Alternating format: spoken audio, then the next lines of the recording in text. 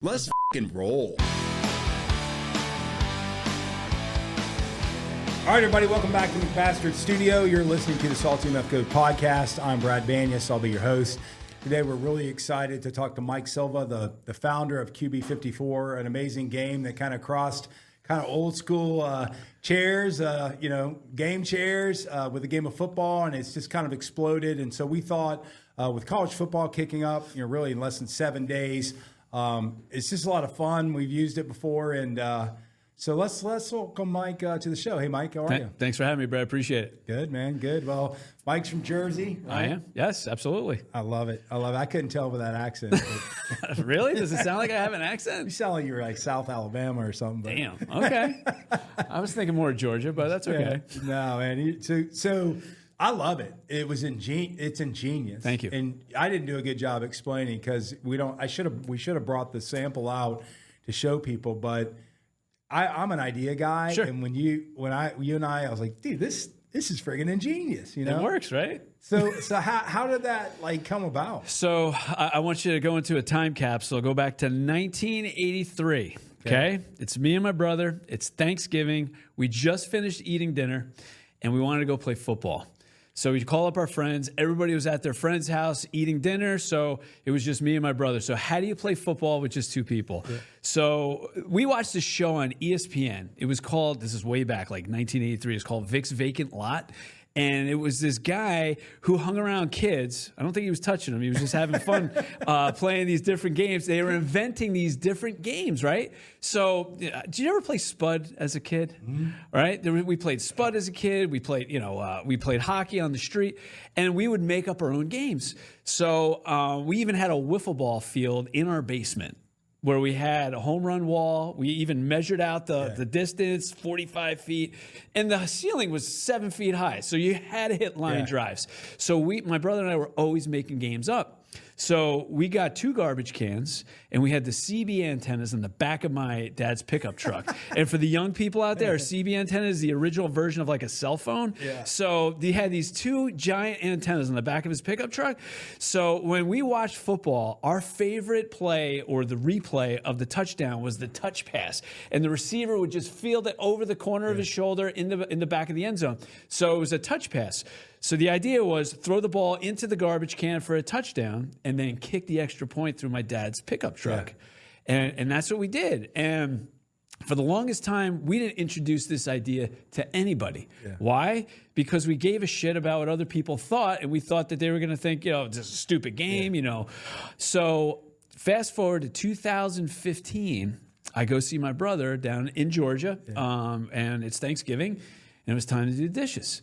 So he goes, hey, Mike, do you want to go outside and play the classic? So that's what we call it. We call it the Thanksgiving Classic. Yeah. So we didn't have chairs at the time. So we had 5-gallon buckets from Home Depot, the Homer bucket. Yeah. And we set them up different parts, 30 feet apart, and throw the ball into the bucket for a touchdown. And then we didn't have field goal posts. So what we do, we spread our legs and we squib kicked it, and if you got it through his legs, it was the extra point. If you hit him in the nuts, it was a 2-point conversion. So his neighbor comes by, and he goes, what the hell are you guys playing? It's like, stupid, it's just a game we invented as kids. And he goes, well, let me play. He stayed for 3 hours.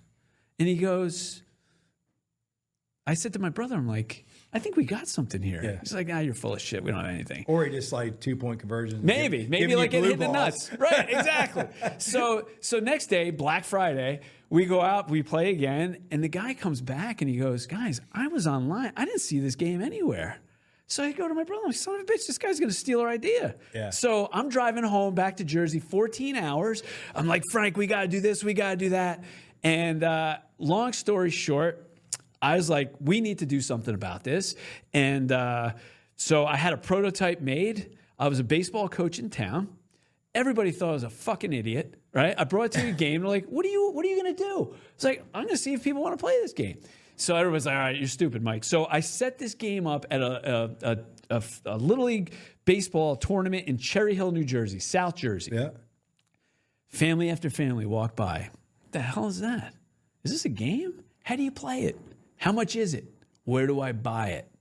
And I was like, dude, we got something here. Absolutely. So I took that prototype to the Jersey Shore, and it was I took it to the beach. Now we're talking Jersey. People don't trust anybody from Jersey. Okay, so I trust you. I set Uncle this Paulie. up. I set this up. I sold. All I have was a prototype. I sold 15 games on the beach. People gave me cash and their credit card numbers, knowing they weren't going to get their game until November. That's when I knew we had something, and then off to the races. That's awesome. Thank you. It's really ingenious, though. Really. You've kind of got, so if you picture this, you kind of think of the beach chair, right? Yes. And the fold down, so that it can act as a chair too, without using it as a game. You flip it up, and it's got a net, right? That That's you're correct. throwing the ball in, and then you kind of put the post on the back end of the chairs on the top for your field goal. Correct. Right? And so, literally, it's like a pack and play. For tailgating, the beach, Backyard. backyard, So Thanksgiving. Thanksgiving Classic bowl, in the Turkey back. Bowl. 100%. So what happened was we had the bucket, and my brother came up with the genius idea. Why don't we make it out of a chair? Yeah. And I was like, so I took it. I went to Modell's. That was a sporting goods store up in Northeast. Yeah, Modell's. So I took the fabric off the chair, off the back, and because I didn't know how are we going to add these posts to a bucket. Yeah. So we got the chair. Frank said, hey, let's make it out of a chair. I take the fabric off, and there was two support, the frame of the chair was right there. And that's when the light bulb went off. Yeah. I was like, holy shit. I ran to Home Depot, bought all the parts, put it on there, and I sent him a picture. He's like, all right, let's go do this. And that was it. That's awesome. And the reason why people love it is it's dual purpose, like you said. It's a great game, keeps kids busy, keeps adults busy. And then when you're done not playing the game, you just sit back, relax, and enjoy the chair. Enjoy your victory. Absolutely. Yeah. Even if you're bored as shit, you get old like me. Everyone else is off doing whatever, playing on the video games. That's why you created. There were no video games then. You're just out in the backyard, scooting around, trying to throw the ball, into the net. And it's ingenious, because when we were little, the quarterback trained. You have these nets you set up, right? You try to throw into it. Mm-hmm. Same thing, but you gamified it. And thing about it is, you're done. You sit in the chair and drink a Miller Lite. That's it. Cheers. There's no other game out there that you could use, dual purpose as a chair. And when I go to tailgates, and I go to tailgates across the country. So I watch a lot of Shark Tank, right? And one of the things they say is fish where the fish are. So where's my fish? Where's my customer? Yeah. My customer's at football games, right? Yeah. So I live between Giant Stadium, or MetLife now, and the Link where the Eagles play. Yeah. So I have full access to both of these places, right?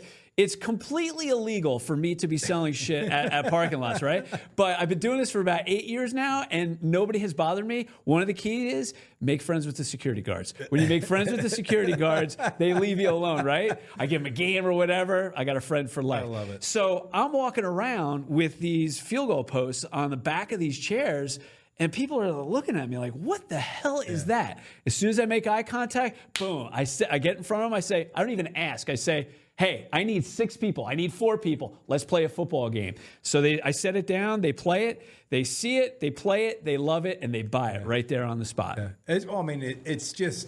It's the child in all of us, right? I mean, just like you guys putting the trash cans out there and stealing your dad's antennas off his truck. It's that ingenuity, that childlike, hey, everyone wants to play. Like even though, you're not going to go play with the New York Jets or Giants or whatever, but you still have that kid in you that 100%. You like games, right? And that's when I saw it, it reminded me. It's like I was saying, when we were little kids in the yard, like trying to think of things, right. Even as simple as you'd make the paper footballs right at the lunch table. Exactly. And you're like, Mike, That was pro, and this was high school because they were bigger. Exactly. And I mean, but like today, if you came in here with a paper thing, I bet you and I for 15 minutes we'd be sitting here kicking field goals. Yeah, right. See if we can do it. Yes. So I see a lot on social media in society as a whole. We're so divided. Whether you're left wing, you're right wing, you're this religion, you're that religion, or whatever. People just. I don't know. There's just so much division out there and hate, and just people are just not in the right headspace. With our game, we're bringing people together and having fun, and they, whether it's an hour, 2 hours, or whatever, dads are bonding with their sons, or grandparents bonding with their grandkids, girls, women, everybody is getting into it. What's that? Anyone can play. Of course. And you don't have to be good. You don't have to know how to throw a football, right? You can set the chairs up as far as you want or as close as you want, depending on. Do it underhanded if you want. Snap it in there. 100%. You have a snap game. You got to do the snap. And you could also drink with the game as well, make it into a drinking version. It's a drinking game. No, but when I saw it, Mike, what you guys were doing, I literally was like, that's ingenious, because I don't want to talk too much about this because I've talked on a previous podcast, but my dad had a very similar situation where he hated squirrels. He had a bunch. He lived in the woods, and there was a ton of squirrels eating his bird feed, and whatever. And squirrel, and he hated them, but he created a squirrel-proof bird feeder. I had like the very similar thing. So all these people are online bitching about the squirrels eat my bird feed. How do I stop them? Whatever. Right. And he wasn't an inventor, But my point in that is, like, great ideas come from just like everyday thing. Yeah, totally.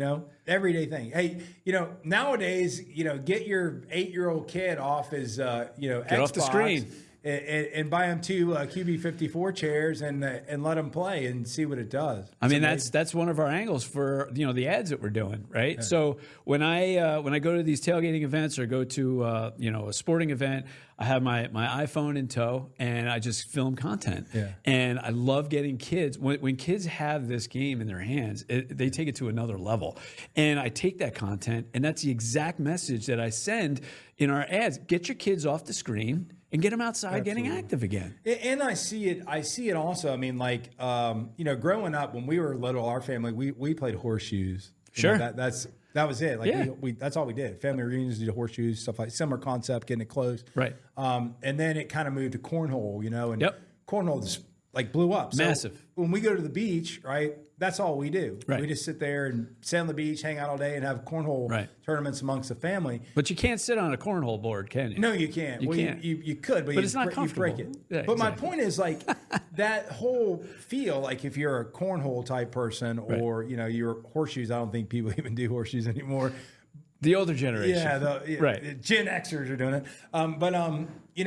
It just feels like that same takeoff. So I could see this with like leagues of QB54, right? You've got A, B, C, D leagues, right? The pros or whatever. I just see that as like, I think that's a hell of an idea. I think you should do that. You're talking about that. So. Yes. I mean, we've done tournaments at local bars to raise funds for, it's local sports teams or if it's a local charity. And we've done it in Long Island, and they've done the backyard Olympics where there's multiple different backyard games. And, they had cornhole there, Can Jam, QB54, of course. There's so many football fans that are out there, right? So many football fans. I mean, the NFL has their own day. I mean, they own Sunday. The entire country watches football. Absolutely. And yet there was no football game that was out there. We're it. We're the only one. So, I mean, I would love to do a league. If there's people out there that are watching this podcast or broadcast, we would love to do a league, and we would love to work something out with you where we spread the word of QB54, to the masses. Let me bring up one cool thing. So NFL has been playing a number of games out in the UK and Germany. This blew my mind. All right, when my brother and I invented this game, we had no idea the reach that this would get, right? So NFL goes overseas. They start playing games in Germany, the UK, even Ireland. The college football had their first game in Ireland last week. Florida State. Sorry, Florida State. Exactly. And I got this guy. I hope I get his name right. His German Packer fan, I believe, is his IG. He's been looking at my game forever. Right? Finally pulled the trigger. He bought a game. I sent it to him. He's like this massive Packer fan out in Germany, but he had these sick connections. He got me connected with a guy that is the equivalent to Fanatics. Do you know Fanatics here? Absolutely, yeah. The equivalent to Fanatics out there. They bought some games. They're starting to sell them out in the UK.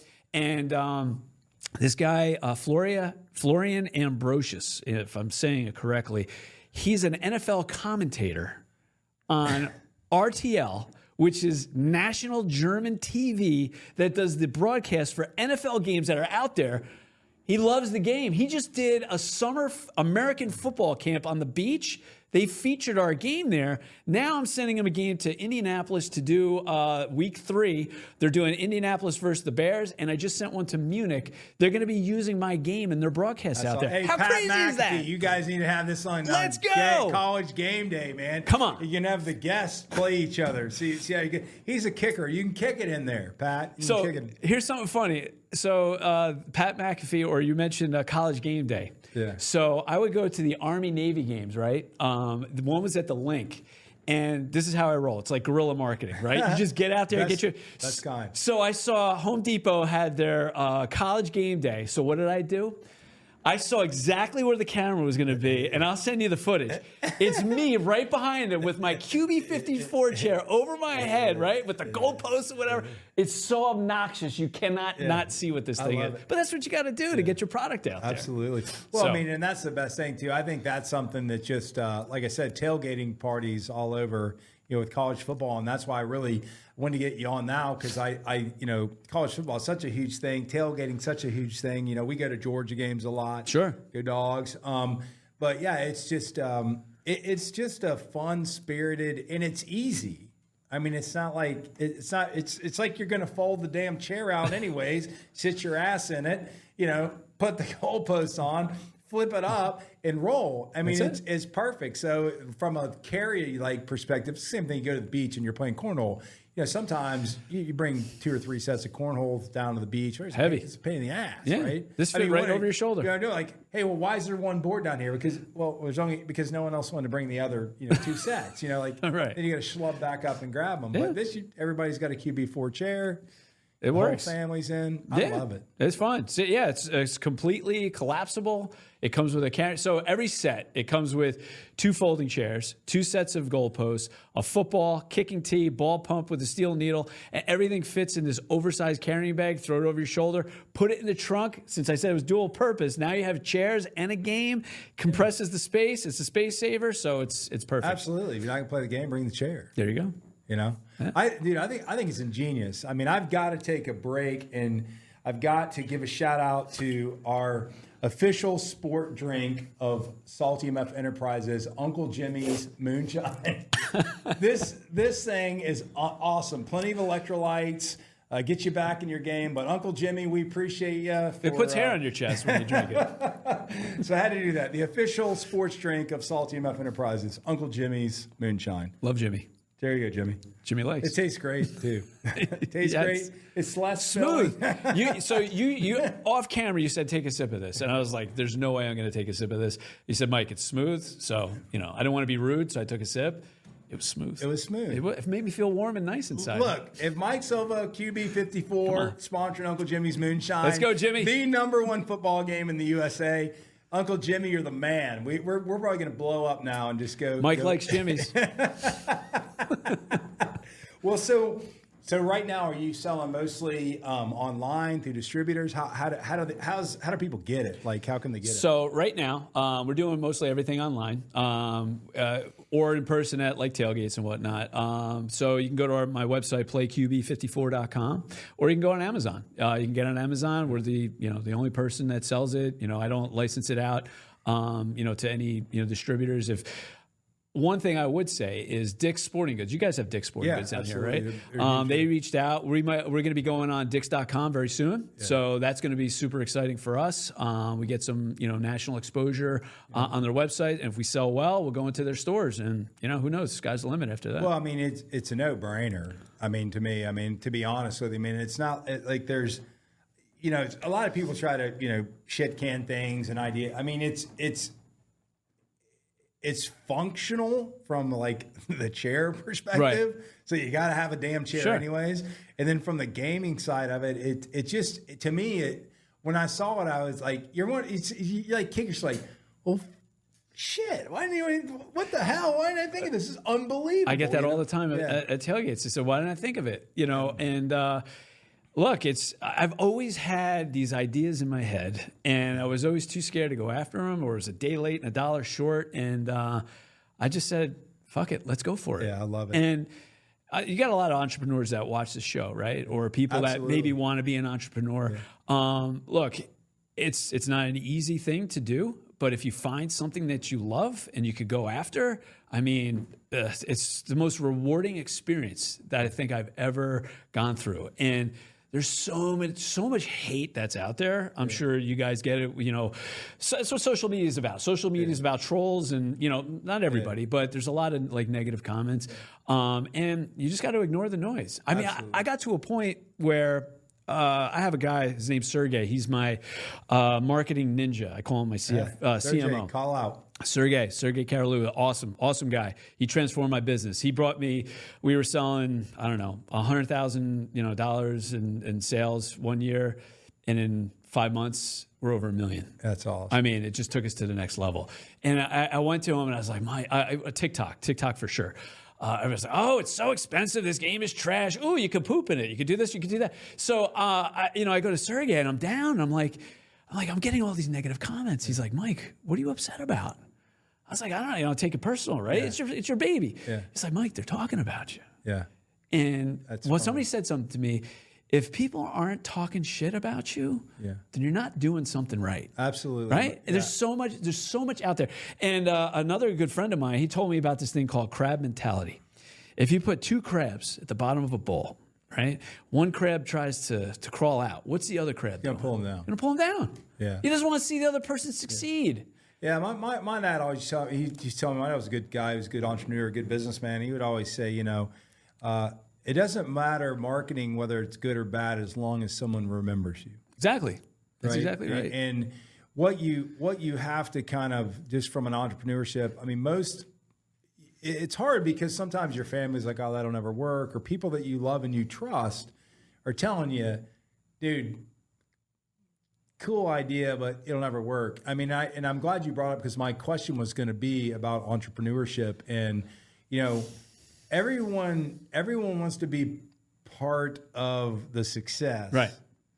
No one wants to help you claw out of what it was like when you're building a prototype with your brother in your basement and you're going through, and then just the cost to get things going and scale up, like you scale up and you scaled up some, is it's not magic. No.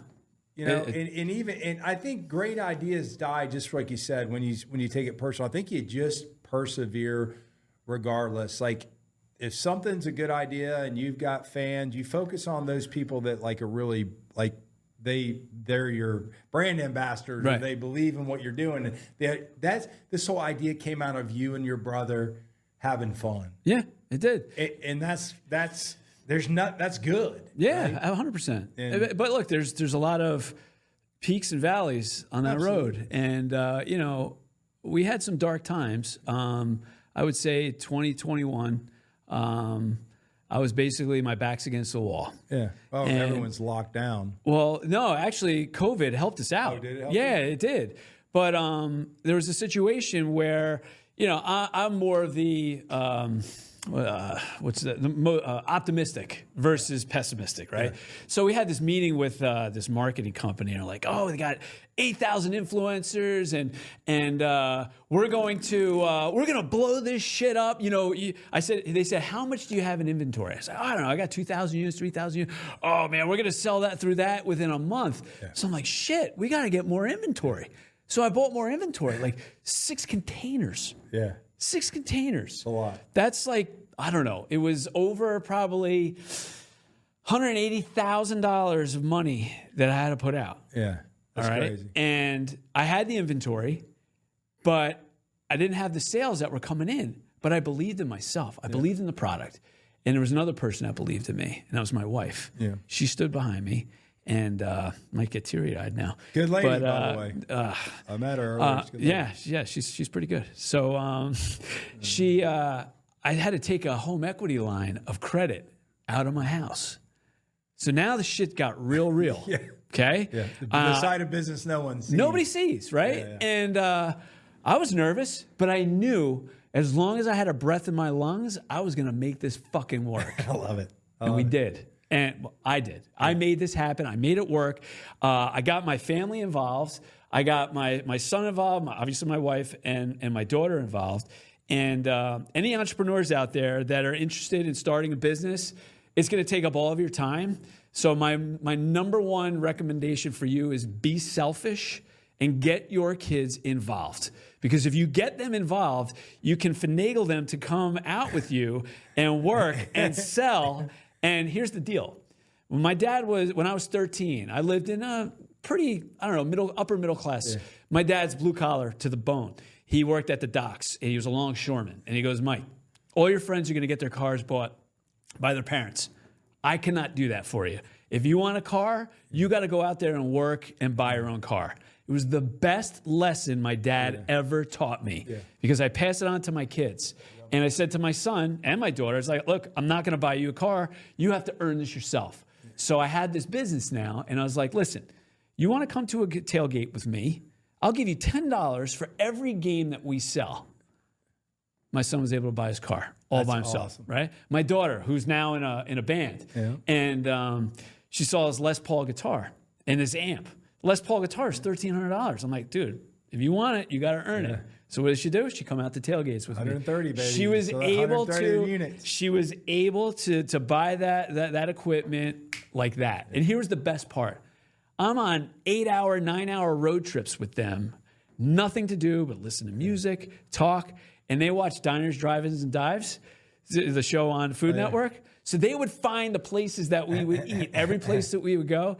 And honestly, those are one of my favorite moments and memories, with these kids growing up, understanding what it's like to hustle and to go out there and do what you got to do to make your dream come true. I love it. I love that. I love that story, really. And it hits home with everything because, time with your kids, it doesn't really matter what time, whether you're coaching them or whatever, spending time with them because they get up and they go. But the reality of it is, I think we make the mistake, and I'm as guilty as anyone sometimes, is you want to give your kids you want to give them as much as you can, right? You want to do that. But reality is, like, the later in life they learn that lesson that you just said, it could have been a lot easier if you learned that lesson at 15, 16, 17, whatever it is, because if you're trying to learn it 23, 24 or older, it kind of sucks. Yeah. Look, and the real world doesn't give a shit. No, they don't. There's no trophies. Not everybody gets one. They don't care. No, they don't. Your job doesn't. If you're working for someone, it's not that they don't have feelings for you or care about you as a person, but reality of it is, money makes a business go. Yeah. And the only way money makes a business go is sales. That's it. And I love the word hustle because no one uses, like we grew up, you got to hustle. You got to be a hustler. But you got to do it. Yeah. And like now it's kind of like, oh, he's the try-hard guy. What? What do you mean? He should be the try-hard guy because you're going to fail if you're not the try-hard guy. You can't sit in a chair and not do anything, right. So I love that lesson. And I mean, I love that it's a success. And to be honest with you, from the inception of just looking at it, there's no way it can't be a success. It's just someone driving the message. Yeah. Hey, look. You don't have to be a fucking rocket scientist. You put the chair here, you get the ball here, you kick through, whatever. It's fun. It's a game. Have a good time. Spend some time with it. If you're mad at your wife, get outside and do it. Whatever the hell it is, It's not a big deal. It's not like if you can't comprehend that, people talk, well, I don't get it. Well, okay, dude, I don't know what you do for a living, but right. Look, we didn't think we were going to sell one game.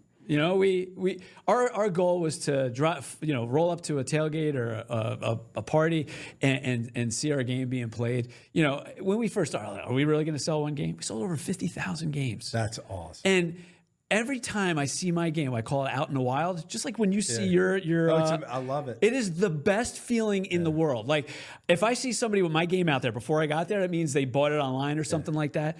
I will go up to every single person and I'll shake their hand. And I'll say thank you. Yeah. And somebody asked me, what does that feel like? And I love music, right? So I'm not musically talented. I can't write songs. I just like listening to it, right? So I get goosebumps. I get goosebumps talking about this. So when I see somebody playing my game, it's like that teenage kid that's in the basement playing their instrument, writing songs, and they don't have no idea what's going to happen with that song. But one day they hit it. They're on stage, and people are singing the lyrics back to them. That, to me, is what I think that would feel like. That's cool. And as non-musicians, as you and I are, right, I just sit in front of the sign that says Salty's Live Music. I can't sing a tune. But what does it feel like when you see somebody wearing your stuff in the wild? it means to me they connected with, like, I get a feeling like they connected with what we're really about. And I think people we're a brand, and we t-shirt, anyone can print t-shirts, anyone can print hats, anyone can do that. Anyone can have a podcast, but I mean, they connect. Like, I hear, like, man, I like the vibe. I feel the vibe. I feel like what you guys are like, you're just not trying to hide anything. You just are who you are and whatever. And I've told this story before, so if you've heard it before, sorry guys, but Mike hasn't. I was in a Costco buying Miller Lite, by the way, probably a year into what we do. You're going to get them to be a sponsor this time. Miller Lite. The SaltyMF GOAT Podcast, McBastard Studio. Tastes great. Goes well with QB54 chairs too. Absolutely. Play the game. We'll play the game out here. No, but I was in there, and I didn't know. I'm not an apparel guy. I'm not a fashion guy. We're just kind of true to our message. And I had our standard GOAT sweatshirt on, just the standard GOAT. And I was walking through Costco, and a woman walked by me, approached me. She was a little older, no offense. I'm old, but she was a little bit older than me. But she said, "Hey, it's great to see another salty motherfucker." And I just I was like, what? Like, I literally, like, I didn't know. I was like, excuse me? What are you talking about? She goes, "Oh, I love that brand, SaltyMF. I buy their stuff all the time." That's great. And she's like, she's an older lady. Right. And she play pickleball? And she's probably a pickleballer. I'll set you guys up. Y'all can play pickleball. But she was very genuine. I said, "Oh, I'm one of the owners. Paul Chandra is my other partner at Salty. Call out, won't see Paul much, but he's behind the scenes. He's the brains behind it." And anyway, so I was like, I'm really appreciative of that. Thank you. So I went back and checked. I don't check all our sales and the people and all that stuff. And she bought like $600, $700 of stuff, which is a lot. Yeah, sure. Stuff. And I was just. It hit me. I was like, we're doing the right thing. Like, it's not just a bunch of burly guys, testosterone dudes, whatever. This is hitting with people that would not be in your demographic. Right. And it just kind of made me feel like it gave me reassurance that, like, we're doing the right thing. Like, we're doing the right thing. So, doing business, I treat customers. You have to finish up or no? We good? Yeah, go ahead. I want to treat customers how I want to be treated, right? With respect, whatever. And somebody said something to me early on, says, "Hey, Mike, have you ever, sent out a written note to your customers?" Yeah. I was like, "It's a genius idea." So I started writing on the inside of every box I was sending out. And the response I got from that was massive. When was the last time you got a handwritten note? Yeah, so we do, maybe you do it. We do that only because we send a after we usually send something, like a week later they'll get something. It's like, "Thank you for you're a Salty MFer. Thank you." And our saying is on that, which our tag is the attitude wears well. But on that, it's, live your best life every day. That's the message. And it's just Genius. Hey, thanks, you're part of the family. We really appreciate you. And it's genuine. I mean, like, we're building, like, I don't want to call it a culture, but, like, it's a bunch of people that maybe will never sit down in a room like this, but we all have the same value. I mean, we're about grit, authenticity, entrepreneurship, musician. We're about anyone, and we're trying to help them tell their story or bring that story out. And I think you can't, like, you can't give that humanness away. Like, you can't get rid of that. I mean, I think businesses today want to automate everything, and we're in the automation business in another business. We've automated all kinds of shit. But if you want a real connection, and that's what we're trying to do with things like this, and learn from people like you and your successes, you better be personal. You better give a shit. Your customer. If that guy Joe, call out in Portland, is part of your, like, extended family. Right.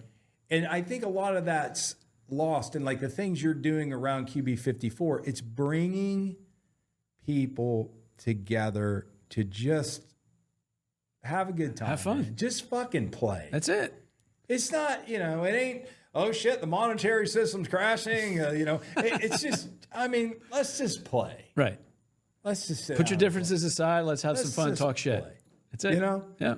And so sorry, that was a long-winded answer to your question, but that was the moment that made me think, we have something like, and I don't know how big it is, and I don't really care, but if we can make an impact and bring people on like yourself and tell their story, or highlight athletes or highlight musicians, and it's about them. Yeah. It's not about us. It's about you, right? Sure. And I don't know. That's so. Sorry. I think what you're doing is fantastic. I mean, to have an outlet like this, to get the message out, and not only get the message out, but to educate people. Because there might be people out there with ideas, and they're coming to your podcast, and they're hearing the pitfalls and successes from other entrepreneurs. I think it's a huge service that you're doing for people. Yeah, no, it's meant. I mean, I'm an entrepreneur at heart. I mean, I really am. I don't know. I don't think entrepreneurs are heroes. I don't think any of that bullshit. I don't buy any of that. It's just like anything else. You got to get. We're working. Right, exactly. We're working. Right. We're doing stuff. It costs money, but I think hearing people like your story, like, hey, you were very honest. You just showed part of your heart, your soul. Hey, man, we were in fucking deep shit, man. Yeah. I'm living in a house. There's millions of entrepreneurs out there that are about to or will make that same decision. Sure.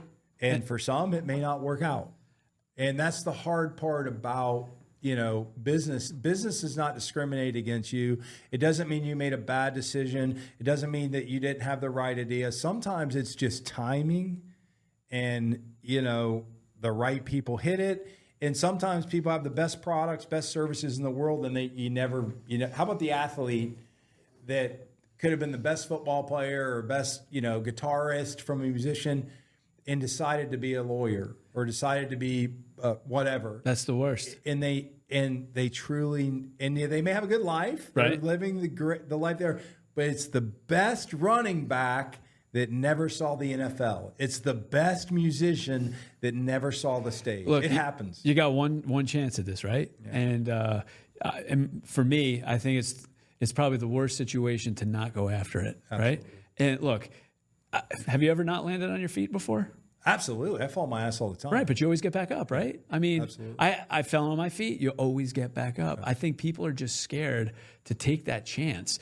Oh, what if this goes wrong? What if that goes wrong? All right, so it goes wrong. It's money, right? Absolutely. Money sucks if you lose it, but you could always make it again, right? Yeah. It's always there to be made. But the thing you won't get back is that time and that opportunity to go after it. Absolutely. Don't have any regrets. Go after it. And if you go after it and you fail, so what? Well, try it again. Yeah, and failure to me is definition of failure means many things to different people, right? I mean, you failed. Well, what does that really mean? Right? You failed the test. Okay, well, if you failed an algebra test, I'm sorry, my old math teacher, apologize, I don't want to shit on it, but it's going to be okay. Yeah. I mean, that's one instance. Life and learning and education and information is so much over time. I think if you had the wisdom you have now, like at our age, I'm probably older than you, but if we had that wisdom then, you'd look at things different. Totally. You look at things different, and you try to. It's a shame if someone says, "I'm not going to do that because I'm going to fall down," or "I'm not going to go snow skiing because I'm going to fall down." You sure as shit are going to fall down if you go snow skiing. 100%. And you're going to fall down if you're an expert skier. Yeah. It's part of just what happens. Yeah, 100%. Yeah. It's not, oh shit, it's the end. There's never an end until you are in the dirt. Right. Well, I think the way parents today, raise their kids, they're either helicopter parents, they're snowplow parents, snowplow parents, they push everything out of the way. I got to do this for my kid, blah, blah, blah. And I think they're doing a huge disservice to them because, look, if you fail a test, all right, don't make the same mistake again. Are you going to put the work and effort into it to pass it the next time? All right. Absolutely. Failure, I've learned from my failures. Every entrepreneur, every business person has learned from their failures. Absolutely. And they're the people that are not scared to take that risk. When you go out there, I was always told, get a job, work for a company, whatever. And if I had to do it all over again, I would have tried to have been an entrepreneur from the start, right? Because if I'm working for a company, I'm working for somebody else's dream, not my dream. Yeah. I'll work 120 hours a week, not bat an eyelash at it. But if I'm working 40 hours for somebody else, I'm watching the clock. Yeah. It's a means to an end to put money on the table to support. You got to work. 100%. You got to work. You got to do some type of work. I mean, the life isn't free. No. So if you got to work for the man, then work for the man until you can not work for the man. Right. My dad was like, people always say, "Oh, your dad was so entrepreneurial." My dad was a company guy till he was in his 50s. Same. So he didn't become an entrepreneur till later in life. And at that time, I was about 18, 19 and coming up. And I had seen the change in him. Like his passion. He had a shit ton of energy all of a sudden. He was not only he was a different person, but he was excited and ready to go, you know? And so I grew up in that phase when he was giving me advice, always, he's like, you should be an entrepreneur if you can. You don't have to, but if you can, I think you should do it. So I kind of had that mentality where I was old enough to understand what he was saying. And I had seen him work in a corporate world versus later to, be kind of, creative entrepreneurship. So this is my side hustle. I still have a full-time job. Yeah, so, but that's putting food on the table and paying the mortgage and whatnot. But this is the end game where it's going to help my retirement and whatnot. Absolutely. Hopefully. Well, I mean, we started, obviously when we started Salty, I mean, we were in another business, and this was something I wouldn't say it wasn't a hobby. We believed in it, but we knew what it would take to build businesses. And like, to your point, I've said this several times on this podcast before, is, you have to give something 5 years. All right. I'm in year 8. Should I keep going? Okay. Well, keep going. But I'm saying before I don't mean in 5 years in the market, all of a sudden you're a billionaire. But if you're not willing to give it 5 years, and a lot of that is awareness, like what we're building with Salty is, our problem is not that we can't deliver you a good hat or a t-shirt or a podcast. It's awareness in the world. Once you meet that kind of inflection point where you've got, 1 million people that are aware of you, it becomes a lot easier. Sure. That compounding effect becomes a whole lot easier to get to that next 1 million or 2 million. Right. When you got, 50,000, it's a little bit hard tough. It's hard to get there, right? So it's like pushing out locomotive, they told me. It takes forever to start. And once that train keeps moving, it's harder to stop. Momentum in business, what I've learned is you never kill momentum. No. So if you have something that's building momentum and you feel that momentum, that's the time where you say, I can go all in.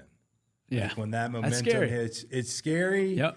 You think that, but when that momentum's going, you start to feel like the old ladies start coming up to you and people that you don't know. Hey, you're a salty motherfucker. You go in. You fucking dive in, because there ain't no way that you pick that in a marketing plan or whoever that says, you're going to really hit with these 75-year-old people. Right. What the fuck are you talking about? Right.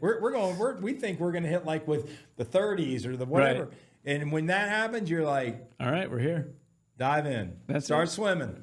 It's cool. No, it's great. Swimming. But, well, what else? So we already did it, but let's reiterate this. So with college football coming up, you're going to be at your Georgia game, Notre Dame game, whoever, Michigan, whoever the top, Texas, whoever you're out there with. I mean, this is an unbelievable, in my mind, just a fun tailgating up front backyard game. And I wanted to highlight, I saw it and I felt like the little kid, I've just like you said, me and my brother, me and my friends in the backyard. Right. There's nothing like that feeling when you're old. Well, I don't know. Nothing like that feeling.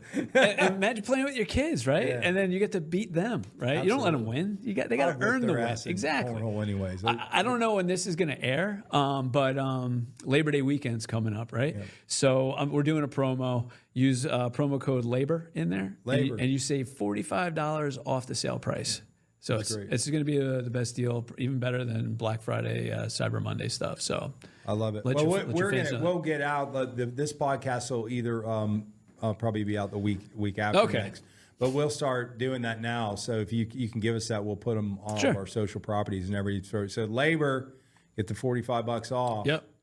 And Mike, I've enjoyed having you. First of all, I like you. You're a good guy. You're just like us, and. It's funny because all the stereotypes, Jersey and Georgia rednecks and whatever, we're all in this shit together. We are. And listen, I'm proud to be a part of the salty motherfucker family. You're a McBastard now. I am. You're part of the McBastards family. And hey, you don't have to be blood to be part of the McBastards family. You just can't be an asshole. That's the only thing about it. So excellent. Well, brother, I really appreciate you being on the show. And QB54, check it out. So it's playqb54.com, right? You got it, sir. Play54, playqb54.com. What was your Instagram again? It's Play QB54. Same thing. Yep. So all over. So Facebook, Instagram, TikTok, all that. Hey, get out there and buy this game because you're not. If you're sitting on the couch, you're when between go out at halftime and kick somebody's ass in QB54 and come back in and brag about it. You can't do anything about the game you're watching on TV. You can scream at them, you can judge them, you can coach them. They don't give a shit. They can't hear you. But QB54, you can go out and whip somebody's ass real time. Real time. And you heard it here on the SaltyMF GOAT Podcast. We've had Mike Silva with QB54, an amazing guy, an awesome entrepreneur, but a better person. So until next time, let's go!